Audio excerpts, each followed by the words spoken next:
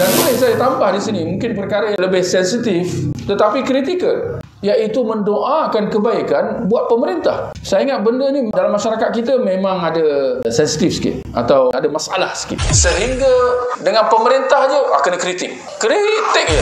Dia akan bersangsi, berburuk sangka, banyak mengkritik dan mungkin banyak melaknat, mencela terhadap pemerintah penguasa Muslim tersebut. Kalau yang nak puji, itu dia punya ahli parti je. Kalau ahli parti dia puji. Dan kita kata ini semua tidak wajar. Ini lebih kepada budaya masyarakat orang luar, orang barat, orang kafir. Ini kita kata sistem demokrasi dan sebagainya. Sedangkan ini semua tidak ada kaitan dengan Islam. Islam berlepas diri dengan semua sikap-sikap buruk yang seperti itu. Sistem-sistem yang seperti itu semua tidak selari dengan Islam. Sebaliknya Islam menuntut supaya kita mendoakan kebaikan.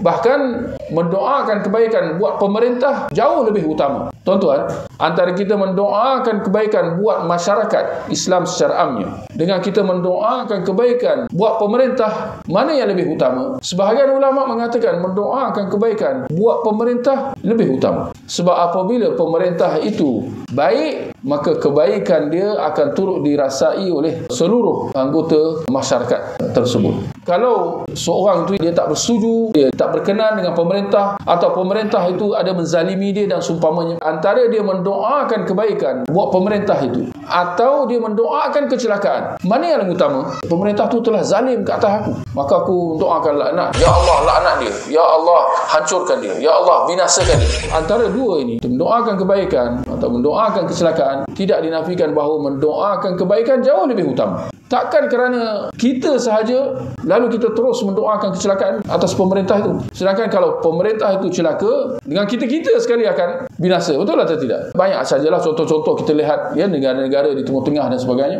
Apabila pemerintah tu jatuh, pemerintah tu zalim, ya.